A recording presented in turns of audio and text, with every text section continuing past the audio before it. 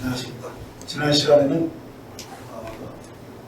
우리가 포도나무 비유를 통해서 우리가 가지로서 풍성한 열매를 맺는 삶의 비결을 내 안에 거하라 라는 말씀으로 들었습니다. 자, 그런데 오늘 우리가 이 말씀을 실제로 경험하기 위해서 우리가 주 앞에 나옴으로써 우리가 누릴 수 있는 두 방면의 쉼에 대해서 말씀을 계속 나누고자 합니다. 오늘 본문 말씀인 마태복음 11장 28절로 30절 말씀을 보시면 수고하고 무거운 짐진 자들아 다 내게로 오라. 내가 너희를 쉬게 하리라. 나는 마음이 온유하고 겸손하니 나의 멍에를 메고 내게 배우라. 그리하면 너희 마음에 쉼을 얻으리니 이는 내 멍에는 쉽고 내 짐은 가벼움이라. 이렇게 말씀하시면서 우리가 주님 안에 거하는 비결을 우리에게 다시 이렇게 새롭게 조명해 주면서 거기서 우리의 마음의 쉼을 얻게 될 것들을 우리에게 말씀해 주고 있는 것입니다. 그래서 주님은 두 방면의 쉼을 말씀해 주셨습니다. 먼저는 수고하고 무거운 짐을 벗음으로써 쉼을 누릴 수 있는 것을 말씀하셨고, 그 다음에는 주님 멍에를 메고 주님께 배움으로써 우리가 누릴 수 있는 이 마음의 쉼을 제시해 주신 것입니다. 이유는 뒤에 가서 말씀드리겠지만은 주님으로부터 새로운 삶을 배움으로써 삶의 멍에가 쉬워지고 그 짐이 가볍게 된다는 이 사실을 우리에게 말씀해 주신 것입니다. 자, 주님 안에 거하는 삶을 산다는 것. 자, 이것은 우리가 주님과 하나로 연합된 생명을 가졌다라는 이 믿음, 이 믿음의 뿌리를 깊게 내림으로써 주님과 동거하는 삶을 정착시켜야 하는 것입니다. 그래야만 우리가 절로 과실을 맺을 수 있는 참된 안식을 누릴 수 있다는 것입니다. 자, 그러기 위해서 우리는 먼저 이 두 가지 쉼을 먼저 누림이 내가 주님 안에 거하는 것과 어떤 연관이 있는가를 깊이 여러분들이 인식할 수 있어야 되는 것입니다. 자, 지금껏 우리가 어떻게 살아왔는지를 생각해 보십시오.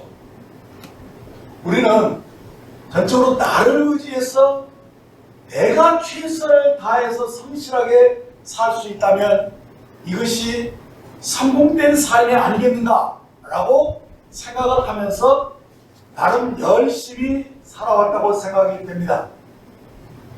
물론 저는 최선을 다해서 성실하게 사는 것 그 자체를 탓하는 것은 아닙니다만, 그러나 그렇게 내가 최선을 다해서 내가 살려고 노력을 했을 때, 자, 이것이 사실 우리에게 얼마나 많은 압박감 속에서 스트레스를 받고 힘들게 살아온 삶이었는가를 생각해 보라는 것입니다.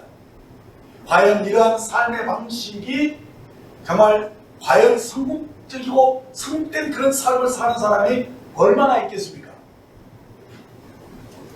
이런 삶은 진정으로 우리에게 참된 만족을 주지 못하고 있다는 것입니다. 왜냐하면 사람은 언젠가 한계에 부딪히기 마련입니다. 그래서 모두가 하나같이 수고하고 무거운 짐을 지고 살고 있다는 거예요. 그런데 이 큰 문제가, 이보다 더한 문제가 우리 안에 있습니다. 그것은 우리 안에 우리를 자주 절망시키는 이 최대의 적, 원수가 있는데, 이것은 뭐냐? 내 속에 죄의 본성이 있다는 거예요. 아주 이기적이고 자기중심적으로 자기가 스스로 무엇인가를 해야만 하는 그런 고정관념을 가진 내 자아가 있다는 것입니다. 이것이 우리를 힘들게 하는 것입니다, 사실. 그래서 우리는 내가 지킬 수도 없는 것을 지켜보려고 하고 이룰 수도 없는 일을 이루려고 애쓰고 결국에는 허물어질 수밖에 없는 그런 많은 일들을 시도해보며 무모하게 또 부조리한 삶을 살고 있는 것입니다. 이것은 우리로 하여금 이 시디프의 신화를 생각나게 합니다. 시디프, 신화에 나오는 이 시디프는 매일 무거운 바위덩어리를 힘겹게 굴려서 언덕 위로 올려놓고자 애를 씁니다만, 그런데 그 바위덩어리를 언덕에 딱 힘겹게 올려놓자마자 어떻게 되느냐? 그것이 곧바로 굴러떨어져 밑바닥으로 다시 굴러떨어지는 그런 형벌을 계속 반복해서 받고 있는 그런 신화입니다. 근데 이 모습이 우리에게 무엇을 시사해 주는 것이냐? 우리에게 매일 반복되는 똑같은 일상의 삶을 우리가 살아가면서 우리가 정말 거기서 얼마나 진정한 만족을 얻고 살아나는 것입니다. 사람들은 대부분 인생은 다 그런 거 아니겠습니까? 라고 체념하듯이 그냥 어쩔 수 없이 사는 것처럼 말합니다. 그래서 사람 사는 것 다 인생이 그렇고요. 왜 그렇게 살아야 되는지, 그렇게 안 살 수는 없는지 많은 의문들을 가져도 사실 인생 자체에는 답이 없습니다. 그래서 알브레이트 까메는 시지프의 신화에서 인생은 부조리 속에서 어쩔 수 없이 허무한 삶을 반복하다가 결국 죽음에 이르는 것이라고 보았습니다. 하지만 인생이 무의미하다고 해서 그냥 자살해버릴 수는 없지 않느냐? 그렇게 그가 말했고요. 자, 그렇다고 해서 어떤 종교나 철학을 통해서 초월자의 삶을 살려고 하는 것은 뭐냐? 그건 비겁한 일이 아니냐? 이렇게 말했어요. 그러면서 그는 어차피 살아야 하는 이 부조리한 삶을 나는 당당하게 맞서서 묵묵히 살겠다라고 말을 했는데, 그러면서도 묘하게 그 어떤 삶에도 나는 의미를 두지 않고 다만 삶 그 자체를 열정적으로 살아가겠다 하면서 이런 말을 남겼습니다. 산정을 향해, 이 시리프가 막 돌을 올리잖아요. 산정을 향해 그 투쟁하는 그 자체가 인간의 마음을 가득 채우기에 충분하다. 행복한 이 시리프를 우리가 마음속으로 그려보지 않으면 안 된다.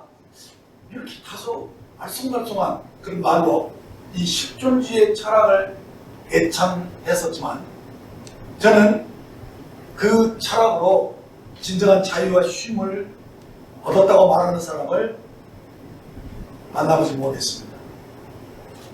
자, 그런데 우리 주 예수님께서 오늘 말씀에서 수고하고 무거운 짐진 자들아 다 내게로 오라, 내가 너희를 쉬게 하리라 라고 말씀하시면서 그렇습니다.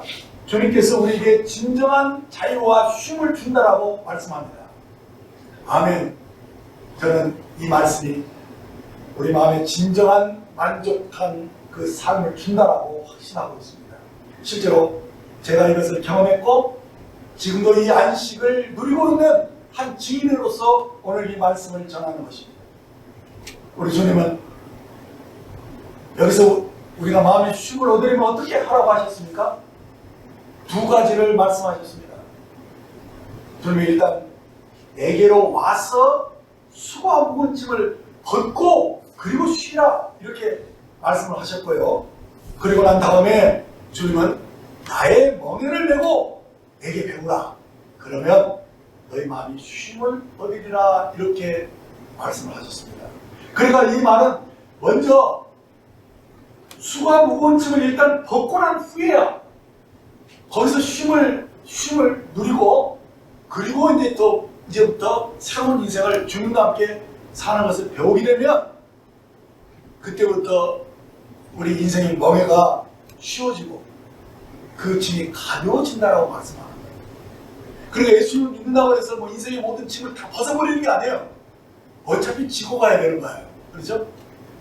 그런데 주님께 배우면 그 멍에가 쉽고 그 짐이 가벼워진다라고 말씀을 하셨다는 것입니다.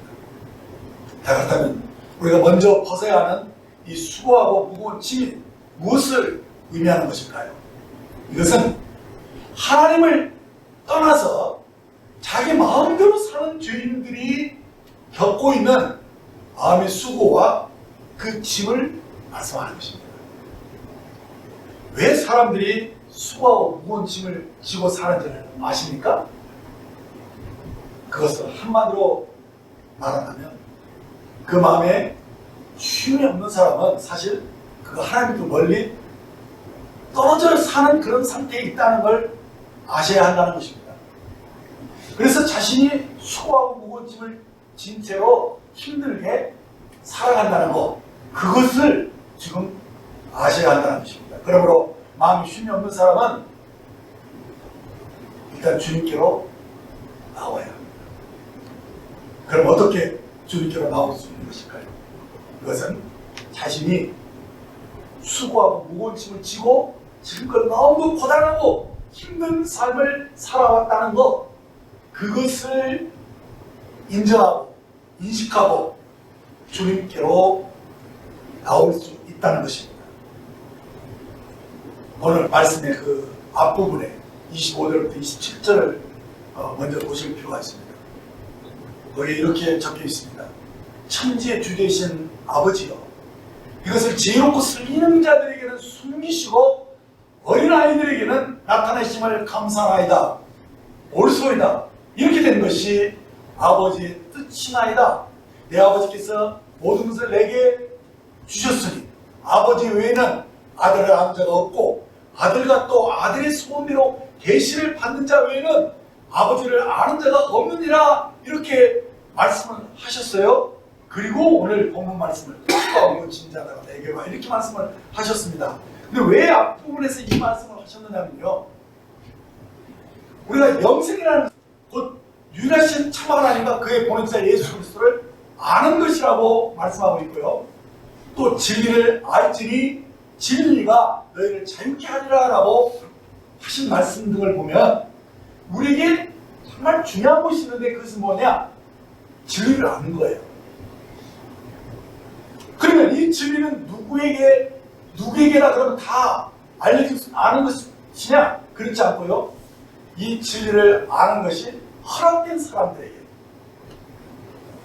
그러니까 전적으로 아들의 소원대로 계시를 받는 자 외에는 아버지를 알 수가 없다라고 말씀하신 것을 보게 됩니다. 그러면 무슨 말이냐? 이것은 아들의 소원대로 계시를 받는 것, 이것이 없이는 누구도 구원받을 수 없다는 거예요.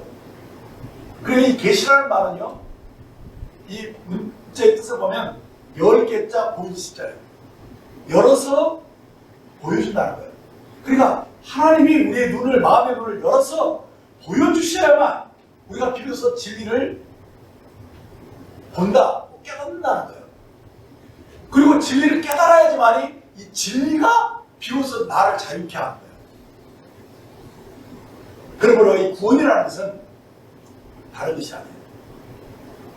바로 성령께서 우리의 마음의 눈을 열어서 우리가 할 수 없는 죄인이라는 것을 알게 하면서 구원의 길이 무엇인지를 밝히 깨닫도록 제시해 줄 때 그것을 깨닫고 믿으면 구원을 얻는 거예요. 그러니까 구원은 깨닫고 믿는 데 있죠. 그래서 실제로 내가 누구인지를 알아야 돼요. 많은 사람들이 누구인지를 몰라요. 그러니까 자신이 할 수도 없는 것, 지킬 수도 없는 율법을 자기가 지켜보려고 막 애를 쓰고 그렇게 무거운 짐을 스스로 지고 고통하고 있다는 거예요. 그래서 왜 그러느냐? 자신이 어떤 존재인지를 모르기 때문에. 그럼 왜 모르느냐? 하나님은 모르니까 그래요. 우리를 지으신 어떤 목적이 있어 우리를 지으셨잖아요. 근데 그 우리를 지으신 창조주 하나님을 모르고 그분과의 관계가 깨져 있기 때문에. 그래서 하나님을 모르면 우리 자신을 모르게 돼 있어요. 그래서 우리에게 필요한 게 무엇이냐? 우리가 누구인지를 알게 해주시는 이 진리가 계시적으로 하나님이 그것을 눈을 열어서 우리를 보게 해줘야만이 비로소 진리를 알고 구원을 받을 수 있다는 것이죠. 자, 그러면 왜 사람들이 이렇게 지킬 수도 없는 이 무거운 율법을 그리고 스스로 지어서 구원을 받으려고 애를 쓰고 있는 것이냐? 그것은 본인이 몰라서 어떻게 되냐? 종교적으로 거기에 스스로 들어가거나 아니면 종교가 그를 묶어놓기 그런 것입니다. 종교. 이것이 우리를 이렇게 힘들게 하는 것입니다. 자, 그럼 종교는 무엇이냐? 아담이 선악을 알게 하는 나무의 실과를 먹고 난 후에 저들이 눈이 밝아졌다고 했잖아요. 그래서 아담의 후손들은 누가 다 어떻게 했느냐? 다 하나님, 마치 자기가 하나님이 된 것처럼 하나님처럼 선악을 구별하는 일에 들어간 거예요. 그래서 한마디로 말해서 사람들은 다 뭔가 자기 의견이 있어요. 이것은 뭐냐? 자기 나름대로 이것이 옳다 그러다는 걸 다 판단하고 있는 그런 이성적인 생각이 있다는 거예요. 근데 그것이 우리에게 가장 독이 되고 있는 거예요. 그것이 먹지 말아야 열매를 먹어서 생긴 결과이기 때문에 사람들마다 하나같이 자기가 옳다라고 생각하는 생각이 있어요. 그래서 사람들 보면서 판단합니다. 저건 잘못한 거야. 저건 아주 나쁜 거야. 이렇게 말하는데 실제로는 자기의 잘못은 전혀 보지를 못해요. 모두가 다 자기의 옳음, 자기 의를 내세워서 자기 문제는 보지 못하고 타인의 눈 속에 있는 티를 보는데 그 티를 배들부처럼 크게 봐요. 자기 문제는 자기는 무슨 문제가 없다고 생각하는데 다른 사람 문제는 아주 크게 보는 그런 경향이 강해요. 그게 뭐냐? 이 원죄. 그것이 우리로 하여금 모든 갈등과 다툼을 일으키고 그래서 우리의 마음이 편안해 보여요. 그게 바로 이 죄의 본성.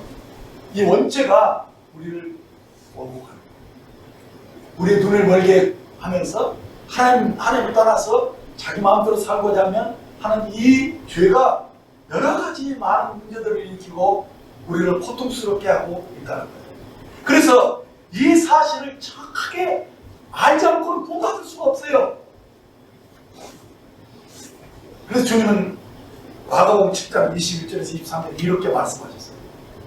그러니까 사람이 밖에서 들어오는 것이 우리를 더럽게 하는 게 아니라 너 속에서 사실 사람 마음에서 나오는 것이 얼마나 우리를 더럽게 하는 거냐 하면서 이렇게 말씀합니다. 속에서 곧 사람의 마음에서 나오는 것은 악한 생각, 곧 음란과 도덕질과 살인과 간음과 탐욕과 악독과 속임과 음탕과 질투와 비방과 교만과 우매함이니 이 모든 악한 것이 다 속에서 나와서 사람을 더럽게 하느니라라고 사람의 죄의 그 심각성을 주님이 드러내신 것입니다. 그러므로 이 죄악에서 우리가 자유케 되지 않은 상태로는 이 죄 문제가 해결되지 않고는 어떤 누구도 아무리 선하고 그렇게 살려고 해도 결코 바르게 선하게 살 수 없다는 거예요. 왜냐하면 그 이기심을 극복해서 그렇게 말씀대로 율법대로 율법 요구한 대로 이렇게 사는 사람 아무도 없다는 거예요. 그런데 사람들은 특히 이 종교인들은 이 엄청난 사실을 모르고서 자기가 그렇게 조금만 노력하면 조금만 선하게 살려고 애만 써도 자기는 선하게 될 줄 착각하고 있는 거예요. 그래서 스스로 수고와 무거움을 지고 고통스럽게 살고 있다는 거예요. 많은 이들이 아직도 자신이 할 수 없는 죄인이며 흉악 중의 맹인, 저주 아래에 있는 죄인임을 모르고 있는 눈먼 소경이라는 거예요. 그래서 스스로 수고와 무거움을 치고 있는 것을 주님이 지적하십니다. 그럼 왜 그렇게 하는 것이냐? 왜 자신을 보지 못하느냐 이거예요. 자기가 죄인인 것을 조금만 자기를 양심껏 돌이켜보면 자기가 얼마나 정말 죄인인지, 얼마나 이기적이고 악한 죄인인지를 금방 알 텐데 그걸 모르는 거예요. 왜 그러냐면 죄로 인해서 양심이 그 감각이 무뎌져요. 그러니까 어렸을 때는 애들이 이 걷는 것만 지키라고 손 들고 가라고 그렇게 하거든요. 근데 나이가 먹을수록 3학년, 4학년, 5학년 막 되면 이런 것도 무시해요. 그리고 막 반항하고 이렇게 그게 하면서 그게 자아가 형성된다는 등 그렇게 얘기를 하고 있지만은 이 양심의 감각이 점점 무뎌진다는 거예요. 그러면서 자신이 이 부패함 속에 빠져있다는 사실 자체를 모르는 거예요. 감각이 없어져 버려요. 그리고 위선적인 그런 가식의 삶을 살고 있기 때문에 자신이 죄인 것을 깨닫지를 못하는 거예요. 그럼 누가 자신의 죄를 볼 수 있는 것이냐? 적어도 자신이 양심적으로 죄를 짓는 것을 싫어하고 자기가 정직하게 살아보려고 진지하게 노력한 사람들이 아니면 결코 자기 죄인지를 모른다. 여러분들 단 일주일만이라도요, 내가 거짓말하지 않고 정직하게 살아보려고 진지하게 노력해 본 사람이면요, 자신이 얼마나 많은 거짓말로 남을 속이는 것뿐만 아니라 자신을 속이고 있는 것인지를 알게 된다는 거예요. 한번 해보세요, 여러분들. 그래서 저도 교회 다니기 전에는요, 굉장히 착한 사람인 줄 알았어요. 스스로 범생이라고 생각했어요. 근데 교회 다녀보면서 좋은 말씀 자꾸 들으면서 그렇게 살려고 하니까 이게 안 되더라고. 그런데 오히려 자꾸 넘어져. 그렇게 하려면 오히려 또 넘어지는 것을 보면서 나중에 이제 알게 되죠. 정말 인간이 할 수 없는 죄인이구나. 내가 정말 흉악중에 매였구나. 아무리 노력하고 했어도 안 되는구나. 그것을 그때서 비로소 알게 되면서 그 겸손해지니까 주님이 나를 불쌍히 여기서 문을 열어주시더라고요. 그래서 주님은 일단은 교회 나오는 시간 필요한 것 같아요. 그리고 또 율법도 지켜볼 시기가 있어야 되는 것 같아요. 왜냐하면 자신을 모르니까. 그래서 율법을 왜 주셨느냐? 지켜보라고 주신 거예요. 그러면서 지켜볼 수 없다는 것을 확실히 알기까지 복음의 계시가 그에게 열리지 않아요. 그래서 자기가 정말 할 수 없는 죄인 것을 알 때까지 율법으로 가둬놓는 역할을 하는 것이죠. 그래서 이 세상에서 그래도 제법 똑똑하다고 알려진 이 유대인들에게 먼저 10계명을 주시고 그것을 지켜보도록 하신 거예요. 그런데 어떻습니까? 철저하게 실패했어요. 구약성이 그것을 얘기하는 거예요. 그래서 성경은 의인은 없나니 한 사람도 없다 이렇게 말씀합니다. 로마서 3장 10절 12절 말씀 보면 결국 의인은 없나니 하나도 없으니 깨닫는 자도 없고 하나님을 찾는 자도 없고 다 죽어서 함께 무익하게 되고 선을 행하는 자가 없나니 하나도 없다 이렇게 선언하신 것입니다. 그래서 제가 몇 주 전에 이 부자 청년 그 가정에 대해서 말씀을 드린 바가 있죠. 거기서 이 부자 청년이 선한 선생님, 내가 무엇을 하여 영생을 얻으리까? 라고 질문했을 때 주님은 내가 어찌하여 나를 선하다니 하나님 외에는 선함이 없느니라 이렇게 말씀하시면서 그 청년에게 율법을 계시합니다. 자, 그런데 그가 어려서부터 내가 다 지켰습니다 이렇게 대답을 했을 때 주님은 그에게 뭐라고 말씀하시냐? 내가 한 가지 부족한 것이 있습니다. 내 재산을 다 팔아 가난한 자들에게 주고 너는 나를 따르라 이렇게 말씀하십니다. 그런데 그가 많았기 때문에 그 모든 재산을 다 팔아서 가난해 주고 너는 나를 따르라는 말에 걸림이 돼가지고 근심하면 떠나갔다고 합니다. 이때 주님의 제자들에게 부자가 천국에 들어가는 것이 어찌나 어렵든지 약대가 바늘기로 들어가는 것이 부자가 하나님 나라에 들어가는 것보다 쉬우니라 이런 말씀을 하셨는데 이 말씀을 들었던 자들이 놀라서 그러면 누가 구원을 얻을 수 있습니까? 라고 물었던 것을 여러분들이 기억할 것입니다. 뭐라고 말씀하셨습니까? 오롯 사람이 할 수 없는 것을 하나님은 하실 수 있느니라 이렇게 말씀하십니다. 이건 뭐죠? 바로 성경이 말하는 복음의 권자입니다. 사람으로는 할 수 없다. 그러나 구원은 하나님이 이루십니다. 이런 말이죠. 더 구체적으로 말하면 사람은 타락했기 때문에 이 타락한 본성으로는 아무리 애써도 구원을 이룰 수가 없다. 그래서 하나님이 그 아들을 보내셨고 그 아들이 우리를 대신해서 죄값을 다 치르시고 제3인에게 살아나셔서 이제 우리 안에 오셔서 우리의 생명이 되어주심으로 우리가 새로운 본성을 가지게 됨으로 인해서 우리가 구원을 받고 구원을 이룰 수 있는 것이다. 이것이 성경의 말씀이에요. 그렇습니다. 선한 일을 해서 구원을 받을 수 있는 자는 아무도 없습니다. 성경은 분명히 말씀합니다. 갈라디아서 2장 16절 말씀을 우리가 주의해서 살펴볼 필요가 있습니다. 제가 읽겠습니다. 사람이 의롭게 되는 것은 율법의 행위로 말미암는 것이 아니요 오직 예수 그리스도를 믿음으로 말미암는 줄을 알므로 우리가 그리스도 예수를 믿나니 이는 우리가 율법의 행위로서가 아니고 그리스도를 믿음으로써 의롭다함을 얻으려 합니다. 율법의 행위로서 의롭다함을 얻을 육체가 없느니라 이렇게 분명하게 말씀을 하십니다.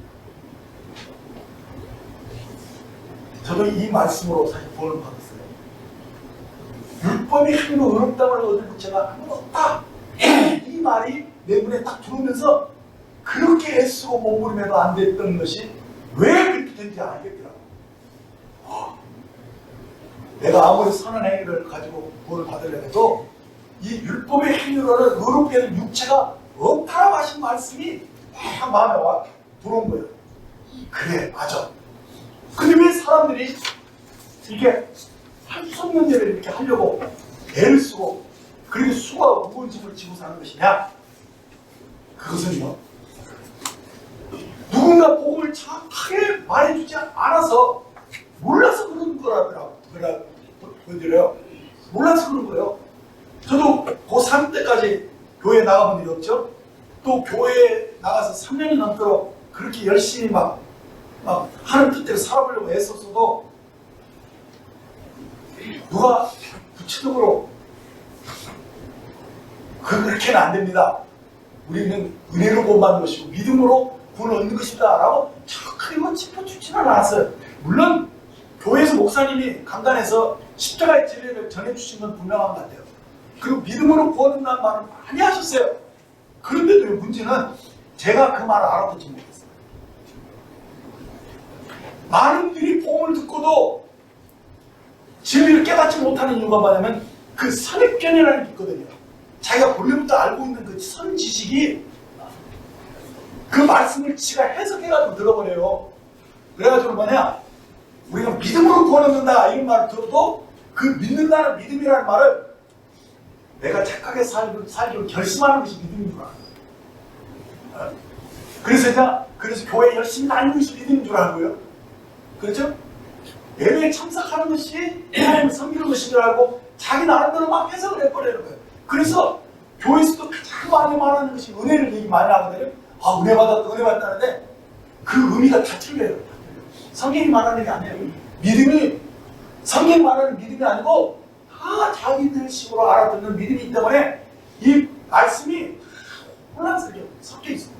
그러니까 아까 말했지만 성령께서 그 눈을 열어주지 않고 성령의 계시로 말씀을 정확하게 복음을 정확하게 알지 못하면 결코 어느 누구도 구원받을 수가 없어요. 다시 말하면 죄 문제가 완벽하게 해결됐다는 사실을 모르기 때문에 여전히 애를 쓰는 거예요. 여전히 수고하고 무거운 짐을 지고 정말 신앙생활하는 거, 교회 다니는 거 정말 너무 힘들어 이렇게 말을 해요. 그 사람은 뭐냐? 아직도 성령으로 그가 정확하게 복음을 깨닫지 못하고 있다는 거예요. 제가 아까도 그랬지만 저도 고등학교 3학년 졸업 직전에 교회에 나가기 시작했어요. 그래서 무지하게 열심히 믿어보려고 했어요. 제가 원래 아까도 말했지만 제가 범생이기 때문에 좋은 말씀 있으면 말씀대로 살아보려고 했었어요.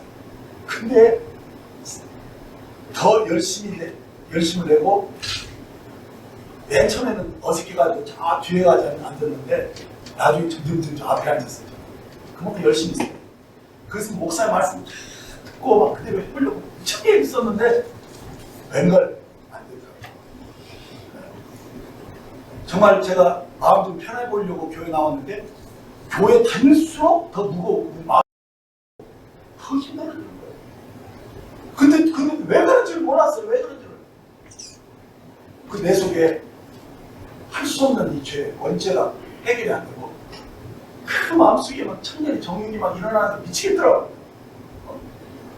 아무리 결심을 해도 이 더러운 생각이 해결이 안 되고 어떻게 해야 될지를 모르고 그래서 그냥 마음에 낙심이 되고 교회 안 다니까 이렇게 생각하게 됐어요. 더 이상 다녀도 소용없다.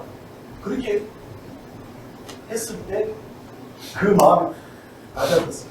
너무 정말 무거운 짐에 막 엎어져서 어떻게 먹을 수 없을 때 그때 주님 불쌍해서 제 눈을 열어주시다. 그건 뭐냐? 육체의 선한 행위로 의롭게 되는 사람이 아무도 없다라는 이 갈라디아 말씀이 이게 돌았어요. 그래서 네가 아무리 수고하고 애를 써도 너 스스로는 구원받을 수가 없다. 그것을 깨달으면서 주님이 예전부터 목사님이 하셨던 말씀 주님이 다 이루셨습니다. 그 말을 얼마나 많이 들었을게요. 다 들었어요. 그런데 주님이 이루셨으니까 다 이루었으니까 우리가 믿기만 하면 되잖아요. 근데 내가 이루려고 애쓰는 것 때문에 그것이 막 가려져가지고 내 마음속에 믿음이 역사가 안 되는 거예요. 그래서 주님의 숨이 이미 그래서 주님이 그때 눈을 열어주실 때 목사님이 하셨던 말씀들이 막 생각나더라고요. 아, 주님이 다 이루셨기 때문에 믿기만 하면 되는 거구나. 맞아! 하면서 물을 탁 치면서 그때 그렇구나. 근데 난 모르고 내가 애써서 빨리 보려고 노력을 했네? 그게 아니네? 하면서 모든 죄가 죄값을 주님이 십자가에서 지불하셨고 주님 다시 부활하신 그분이 이제 우리 마음 안에 들어와서 나의 주인이 되고 나의 생명이 되어주시려고 내 마음을 놓고 하신다는 이 사실들을 깨달으면서 아멘! 하는데요. 그때 놀랍고 신기하게 내 모든 그 무거운 짐이 확 벗겨지는 그런 체험을 하게 됩니다. 얼마나 마음이 편안한지 정말 놀라운 경험이었어요. 그래서 제가 확실하게 느꼈어요. 와, 구원이라는 것은 은혜로 받는 것이고 오직 믿음으로 받는 하나님의 선물이구나. 요 사실을 참 크게 제가 알면서 너무 마음에 쉼이 되고 자유가 넘치기 시작하면서 완전히 새 사람이 되어버리더라고요. 그게 바로 복음의 능력인 것입니다. 그래서 이것을 증명해주는 말씀이 에베소 2장 8절 9절 말씀입니다. 이 말씀을 여러분들도 자세히 이렇게 들여다보면 확실하게 알게 돼요. 너희는 그 은혜에 의하여 믿음으로 말미암아 구원을 받았으니 받을 것이니가 아니에요. 받았으니 어떻게? 은혜로 믿음으로 구원을 받았으니 이것은 너에게서 난 것이 아니야. 내가 뭐 해서 온 거 아니라는 거예요. 하나님의 선물이라 하나님께서 다 만들었다는 거예요. 그래서 행해서 난 것이 아니니 이는 누구든지 어떻게? 자랑하지 못하게 하라. 내가 왜 구원을 못 받았냐면 내가 할 수 있다고 생각해요. 내가 막 그렇게 하면 그래서 조금 믿음이 막 잘 돼가는 것 같으면 막 마음에 목이 막 어깨에 힘이 들어가고 내가 이렇게 했다 이런 생각들이 있어요. 그리고 막 간증이라 치고 내가 막 잘하는 거 하고 싶고 막 이 사람 속에 다 그런 게 있더라고요. 근데 이 정말 언제 보았냐면 내가 아무것도 할 수 없다는 생각이 마음이 겸손해지고 낮아졌어요. 그때 성령께서 그 둘을 열어주시죠. 그래서 선한 행위 공부하는 것을 알게 됩니다. 내가 잘나서 공부하는 것이 아니라 그 은혜로 믿음으로 말하는 구원을 받았다는 것 이것을 정확하게 보고 마음이 막 그때부터 새로워지는 거예요. 그래서 여기서 중요한 단어를 말하면 은혜와 믿음이에요. 은혜는 하나님의 은혜고요. 믿음은 우리의 믿음이에요. 그렇죠? 그럼 이 말은 무슨 뜻이냐? 은혜라는 것은 내 쪽에서 뭐 한 것이 아니라는 거예요. 하나님께서 나를 대신해서 나를 불쌍히 여기셔서 그분 쪽에서 다 값을 지불해 주시고 그분이 알아서 다 감사해야지. 그게 은혜예요. 그 믿음이 뭐냐? 그것을 받아들이는 거예요. 그 선물로 감사하게 받는 것이에요. 믿음. 그 믿음은 일종의 선물과 같은 거예요. 받아들이는 거예요.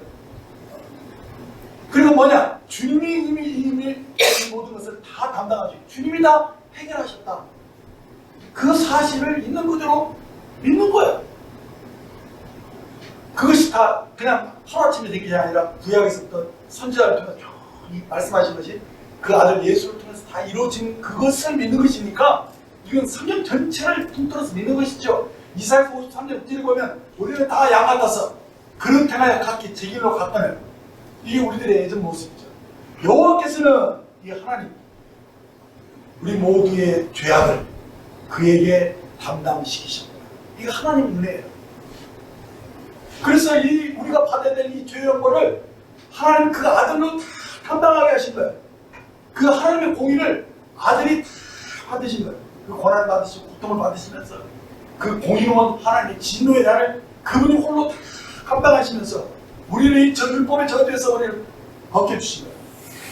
그래서 구원은 은혜로 성취된 것이고 이 은혜를 우리가 믿음으로 받는 거예요.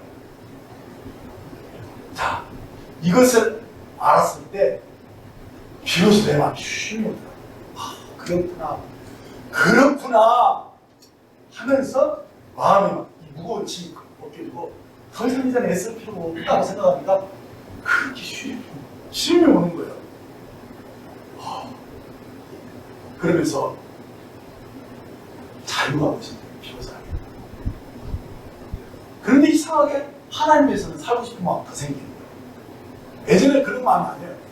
이게 될까가 아니라 믿음이 있기 때문에 주님을 위해서, 복음을 위해서 막 열정이 더 생기는데 이것은 하나님이 내 마음속에 하나님의 사랑을 부어줍니다. 그것을 체험적으로 알게 되더라고요. 그 사랑이 부어진 것이고 이것은 성령님이 오신 것이라는 걸 알게 된 거예요. 이러면서 그 마음에 막 뜨거워져요. 주를 위해서 살고 싶어하는 마음. 이것이 뭐냐? 하나님이 우리에게 새 마음을 주신 것이고 우리가 새로운 생명을 가진 새로운 피조물이 되었다는 사실을 정확하게 체험하게 되었다는 것입니다. 그렇습니다.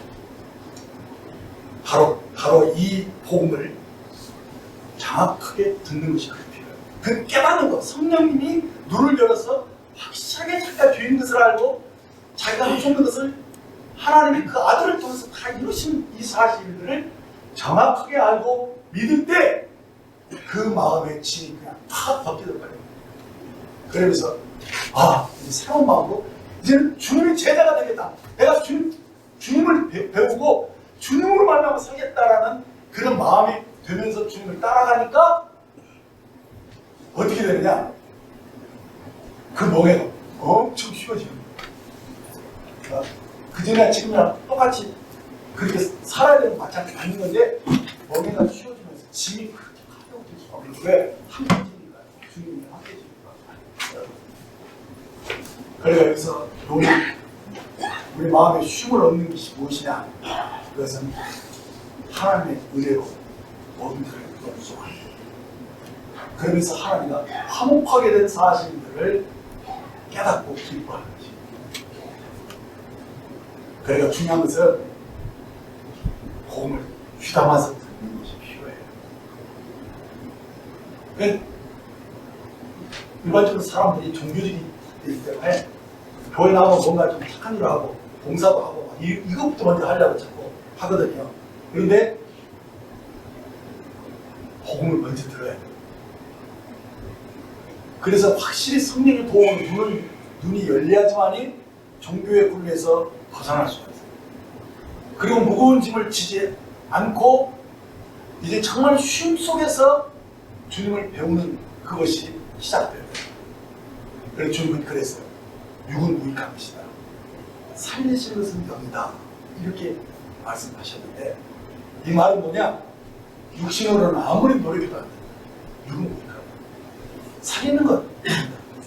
너희가 거듭난 영이 이제는 성령님에 의해서 우리가 살아갈 때 그때 안식 속에서 열매처럼 있는 것이다. 이것을 우리에게 말씀해 주신 것이죠. 그래서 그래서 주님이 십자가 우리 죽으신 것뿐만 아니라 이 죽으심을 통해서 죄 문제를 해결하셨죠.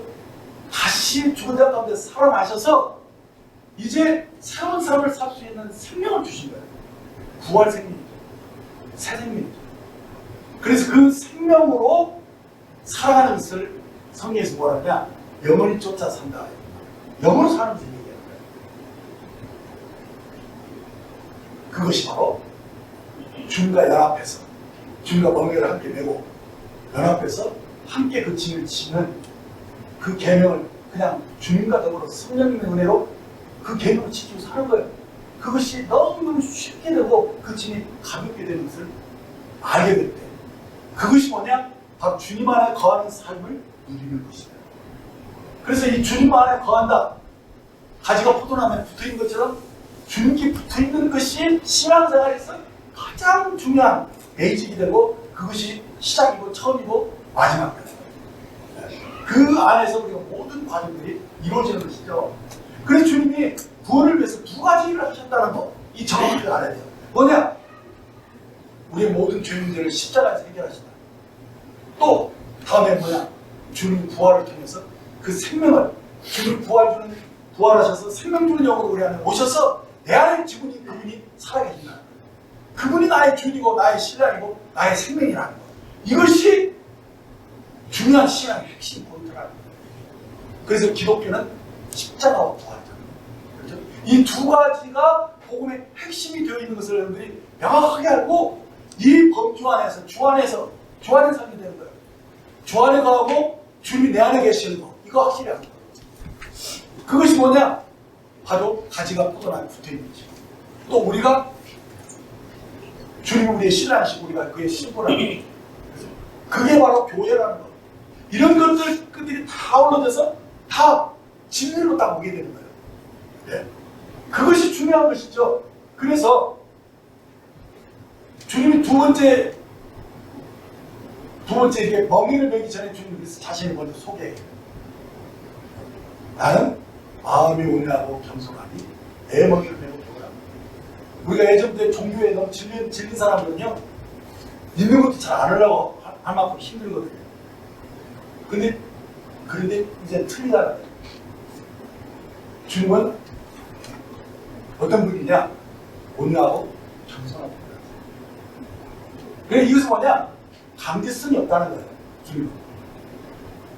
그분은 인격적이고 우리를 존중한다. 우리 의견을 정말 존중하면서 우리가 알아들을 수 있도록 깨달을 수 있도록 도와주시고 우리에게 힘주시고 격려해 주시면서 마침내 주님의 은혜로 우리들이 모든 것을 다 온전케 이룰 수 있도록 그분이 우리에게 도움이 되시고 우리의 능력이 되어주신다는 것입니다.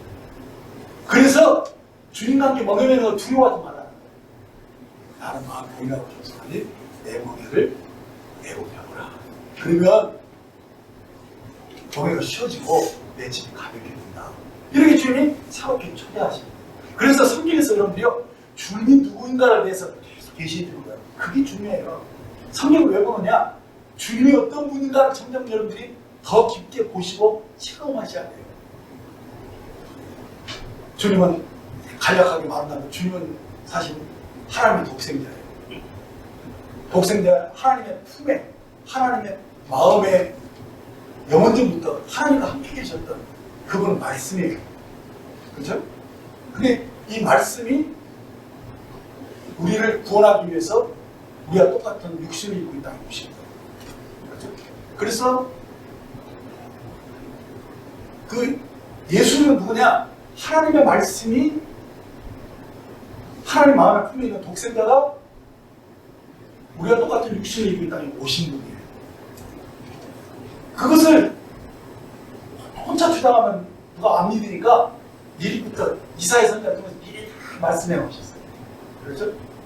그래서 처녀가 잉태의 아들을 낳으신 분이 이 얘기를 말씀을 하실 뿐만 아니라 특별히 이 이사야 9장 6절 말씀을 보면 굉장히 놀라워요.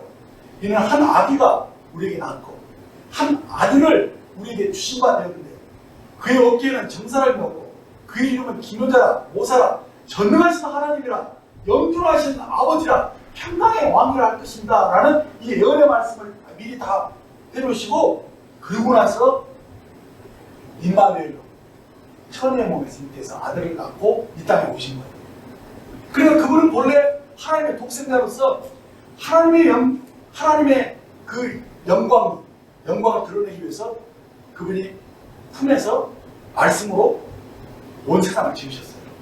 그리고 온 세상을 다스리는 분이고, 그래서 그분을 가리켜 기묘자다, 영어로는 원더풀이라는 원더풀, 모사, 카운슬러, 모든 걸 다 아는 그 상담해주는 그런 분이고, 전능하신 하나님, 올마이트가 영존하신 아버지다. 그래서 이분 한마디로 말해서 하나님이십니다. 그리고 우리에게 평안을 주시는 평강의 왕이 되신 분임을 우리 말씀하는데, 이 엄청난 크신 분이 이 땅에 오셔서 어떻게 하셨느냐? 섬김을 받으러 오신 게 아니라 도리어 섬기려 하고 많은 사람의 대성물이 되려 오셨다는 거예요. 그러면서 자신을 소개하기를 나는 마음에 온유하고 어느 누구도 강압적으로 또 우리 마음에 상처를 주면서 마음대로 휘두르는 그런 분이 아니라 정말 겸손하실 거라는 거예요. 정말 우리를 존중하는, 정말 우리를 사랑하는 그런 정말 부드러운 분으로서 이제 우리와 함께 살기를 원하시는 거예요. 그래서 어떻게 했느냐? 우리를 위해서 죽으시고 부활하신 그분이 영으로, 특별히 생명 주는 영으로 우리 안에 오시기를 원하시는 거예요. 그 믿을 때 어떻게 했느냐? 그분이 우리가 주님께 나를 마음을 딱 열고 내가 주님 믿습니다 할 때 그 부활하신 주님이 여러분 안에 들어가시기라고 기다리셨잖아요. 그래서 강압적으로 들어가 있잖아요. 여러분들이 문 열지 않으면 절대로 들어가시잖아요. 여러분들이 오십시오, 내가 주님 안에 거하기 원합니다 할 때만 주님 오시는 그분이 내 안에 딱 오셔서 나를 돕고 나의 능력이 되죠. 그래서 주님도 포도나무 뒤에서 내 안에 거하라, 나도 너희 안에 거하리라. 그래서 어떻게 가시나? 내 말이 너희 안에 거하면 무엇이든 원하는 것을 뭐하라? 그러면 이루리라. 이렇게 주님이 이제는 우리 안에 말씀으로 찾아오셔서 우리와 함께 하시는 그런 놀라운 은혜를 우리에게 지금도 베풀어 주시고 있다는 거예요. 그래서 이 멍에를 맨다는 것은 뭐냐면요, 연합한다는 거예요. 여기 그림 보시면 아시겠지만 앞에 보면 포도나무가 나오죠. 포도나무 비유는 뭐예요? 주님과 우리의 관계를 포도나무와 가지로 비유하셨다는 거예요. 그리고 여기 멍에를 보니까 멍에는 주님과 함께 하나로 연합했다는 얘기죠. 연합했어요. 그리고 그 다음에 결혼식 그 모습 보이죠? 그 결혼식이 뭐냐? 부부가 된 거잖아요. 그 부부가 된 것은 뭔 뜻이냐? 두 사람의 인격이 한 몸이 되는 거예요. 그래서 신랑이 머리가 되고 신부가 몸이 돼가지고 한 인격처럼 공동적인 삶을 산다는 거예요. 그래서 교회가 뭘 뭐냐? 신부로 신앙신 주님과 한 몸으로 연합된 것을 보여주기 위해서, 교회의 모습을 보여주기 위해서 부부의 모습을 보여주기 위해서 그렇게 하시면서 이렇게 쉽게 우리가 주님과 연합 하나가 되는 거예요. 한 멍에를 메고 이제는 한 몸으로 우리가 사는 것이다. 그 비밀을 보여주십니다. 자, 여기 두 마리 소가 한 멍에를 맨 그런 모습이 어떤 모습이 연합된 모습을 보여주죠? 이 중동 팔레스타인 지방에서는 우리나라의 그 소들은 멍에를 혼차내잖아요. 근데 절대로 그런 일이 없어요. 두 마리를 한 결의로 멍에를 지우는 것이 그들의 풍습이에요. 근데 농부가 이 멍에를 메우기 전에 이 두 마리의 소를 누가 힘이 센지를 싸움을 시켜본대요. 그래서 두 마리 소가 격돌해서 승패가 갈라진 후에 비로소 멍에를 지우는데, 왜 그렇게 하는 것이냐? 이 짐승들은 이렇게 우리 사람들처럼 꾀를 안 부리거든요. 딱 진소는 이긴 소에게 딱 굴복하는 거예요.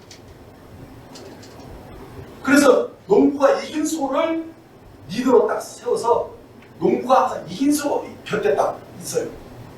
그리고 그렇게 전기도 끌고 짐도 지고 이렇게 하는데, 절도 이 약한 소가 이긴 소를 앞질러서 나가는 법이 없다. 근데 이 원칙을 우리 주님을 가르치시는 거예요. 이 원칙을 적용하라는 거예요. 그러니까 여기서 이긴소는 누구고 진석이 누군지 이제 알겠죠? 그렇죠? 여러분 예전에는 하나님 없이 살 때는 다 지가 잘난 줄 안단 말이야. 그래서 막 자기가 막 굉장히 강하고 막 대단한 사람이 생각했거든. 근데 그렇지 않잖아요.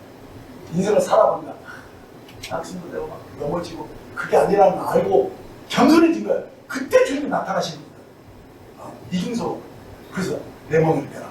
내가 나오고 너가 이렇게 진선지를 인정하고 강한 나와 함께 내 몸을 내면 그 짐, 몸에서 가져오시고 그 짐 굉장히 가져오는 거야. 이건 청하신 거예요. 그렇죠? 그래서 주님은 누구보다도 강하신 분이잖아요. 하나님이시잖아요.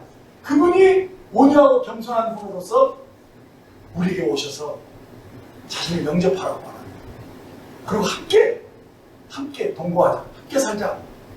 내가 너 안에, 네가 내 안에 들어오면 내가 너 안에 들어가겠다. 그렇게 하면서 부부의 은혜를 맺자는 거거든요. 신앙생활 하면서 한 부부가 되자는 거예요. 주님이 신랑이 우리가 그 아내가 되자는 얘기거든요. 그래서 그 법칙 안에서, 이 원칙 안에서 살 때, 그때 비로소 마음에 쉼이 찾아온다.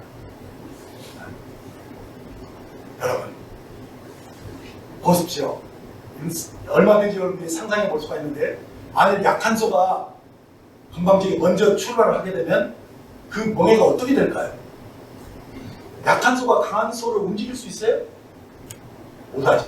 억지로 하려고 하는데 그 약한 소는 어떻게 됩니까? 목이 조여가지고 고통스러워요. 움직일 수가 없으니까 혀가 안 되는 거예요. 그러니까 여기서 그런 이 소들은 그렇게 절대 안 된대요. 그래서 항상 이긴 소가 먼저 출발을 하면 그것이 멍에에서 느껴지잖아요. 딱? 그럼 약한 소가 함께 따라가 주는 거예요. 그렇게 하기 때문에 멍에가 쉽게 되고 그 짐이 가볍게 된다. 이건 무엇이냐? 바로 강하신 분, 곧 죽음을 이기신 분, 부활하신 우리 주님이 우리 안에 생명 주는 영으로 오셔서 나와 함께 사시는데 그분이 바로 주인이라는 거예요. 그분이 바로 나의 신랑이다.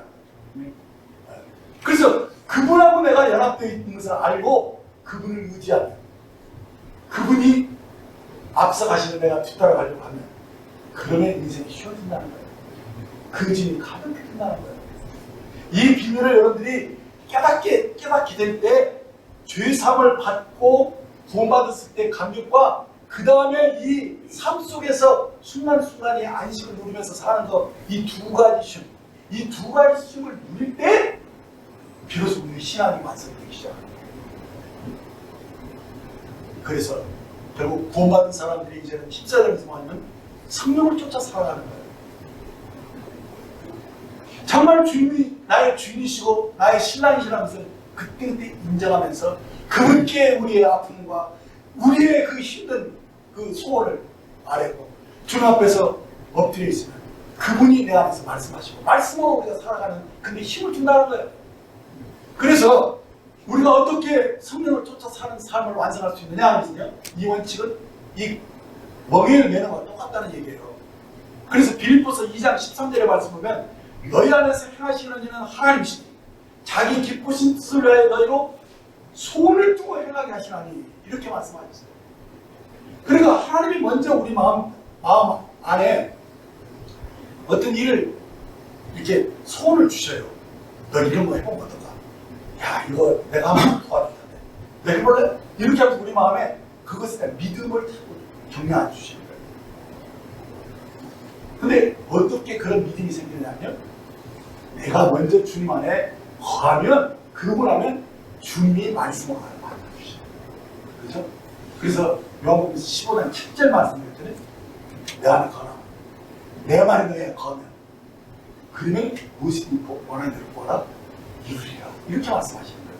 그러니까 뭐냐? 우리들이 항상 뭘 심사해야 되냐? 주님 안에 거하는 게 있어요. 신앙생활의 전부의 얘기예요. 다른 것에서 여러분 찾지 마세요. 주님의 이름을 부르는 것이 신앙이에요.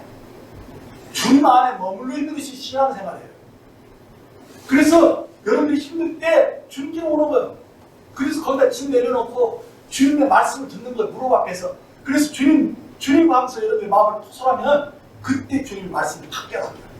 그 말씀을 주시면 그 말씀을 붙잡고 그것을 나에게 주신 복으로, 약속으로, 그것을 나의 소원으로, 비전으로 삼고 힘을 다해 사는 거예요. 그게 신앙생활이라니까요. 그래서 믿음으로, 오직 나에는 믿음으로 산다는 말이 그 말이에요. 그래서 하나님의 소원이 나의 소원이 되어서 그 소원을 이루고자 하는 것이 신앙생활이에요. 이 원칙을 여러분들이 잘 지키기만 하면 여러분들 신앙생활에 엄청난 변화가 일어난다는 거예요. 그래서 제가 지난주에도 이 추구, 우리가 사람을 추구하라고 했잖아요. 그리고 이 추구하는 사람이 열정을 다해서 힘을 다해서 하는 것이거든요. 근데 그런 것이 그 앞에서 뭐가 있어야 됩니까? 바로 주님 안에 거하는 것 속에서 주님이 내 안에서 외마의 말씀으로 오셨을 때 그것이 가능하다. 이것을 뒤바꾸면 안 돼요. 순서를 뒤바꾸면 안 되고 여러분이 어떻게 주님 안에 거하고 주님이 말씀으로 나를 만나주시면 그 말씀 붙잡고 사는 것이, 믿음으로 사는 것이 신앙생활의 전부인 것을 여러분이 아셔야 됩니다. 그래서 여러분들 속에 주님의 소원이 여러분들이 소원이 돼서 그것을 추구하는, 그것이 비전이 되고 그것이 믿음의 능력이 되는 그런 삶을 여러분들이 공부하셔야 한다는 것입니다. 그럴 때 자연스럽게 열매가 맺힙니다. 변화된 삶들이, 풍성한 삶들이 그때 따라옵니다. 이제 오늘 말씀을 마치려 합니다. 여러분들이 묻겠습니다. 여러분은 진정으로 모든 죄를 용서하고 하나님과 화목하고 계십니까? 진정으로 수고와 무거짐을 다 벗어버리고 주님의 은혜로 쉼을 누리고 있느냐는 것입니다. 이 쉼을 누리는 사람들만이 그 사람 안에 거할 수 있는 것입니다. 그래서 요한일서에 이런 말씀이 있습니다. 요한일서 4장에 이로써 사랑이 내게 온전히 이루어진 것은 우리를 심판날에 담대함을 가지게 하려 주께서 그러하신 같이 우리도 이 세상에서 그러하니라 사랑 안에 두려움이 없고 온전한 사랑이 두려움을 내는 쫓나니 두려움에는 형벌이 있습니다. 두려운 자는 사랑 안에서 온전히 이루지 못하였느니라 하신 이 말씀이 정말 여러분들의 말씀이 되셨냐는 거예요. 그러지 않으면 신앙생활은 헛방이에요. 정말 여러분들이 이 죄의 형벌로부터 완전히 자유게 되고 그 안에 모든 두려움이 사라져서 내가 살아가는 가고 주님이 내 안에 거하시면서 그분이 나의 신랑이 되고 나의 새 주인이 되어서 그 안에서 안식하면서 그분의 음성을 쫓아서 정말 편안하게 신앙생활을 하지 않으면 그 신앙생활은 가짜라는 거예요. 거짓이라는 거예요. 그래서 이 부분에 대해서 여러분들이 분명하게 여러분들 안에 주님이 계시는 거예요. 그게 믿음의 확증이거든요. 그것을 그렇게 성경은 규정하게 여기고 있다는 거예요. 그래서 진정으로 주님이 나의 새 주인으로서 내가 주님과 함께 멍에를 메고 내가 주님의 신랑된 주님 앞에 면 잡고 머리를 감추는 거잖아요. 내 의견을 감추는 거예요. 내 의견 내세우지 않겠다는 거예요. 신랑이 원하는 거 말씀합니다. 따르겠다는 거, 순종하겠다는 거, 온전한 순종으로 이 신앙생활하는 거, 이것이 제대로 정립된 사람들 안에 안식할 수 있고 평안을 누릴 수 있고 열매를 맺을 수 있다는 것입니다. 기도하겠습니다. 오 주님, 예수님, 주님의 크신 은혜와 그 진실한 사랑을 이제는 저 홀로 나의 의를 세우기 위해서 어리석은 삶을 살게 하는 것입니다. 이제 주님 없이 내가 아무것도 할 수 없음을 보여요. 이제 내가 산 것이 아닙니다. 주님, 이제는 내 의견이 무슨 필요가 있습니까? 주님이 말씀하신 것 내가 그것을 순종하며 살겠습니다. 제가 언제든지 주님 말씀하시는 것을 따라서 살겠습니다. 주님 제게 늘 말씀해 주십시오. 제가 주님 보호 앞에서 이 말씀 듣기를 원합니다. 그래서 주님과 즐거운 그 삶과 그 은혜 안에서 사는 것을 더 누리기를 원합니다. 주님 도와주시고 함께해 주옵소서. 감사합니다. 오늘 주님과 함께 모여를 메고 내가 주님 안에 주님이 내 안에 계시는 것을 확신합니다. 주님이 나의 신랑이시고 나의 주인이심을 이 시간에 다시 한번 고백을 드립니다. 감사를 드립니다. 주 예수의 이름으로 감사하며 기도했습니다. 아멘.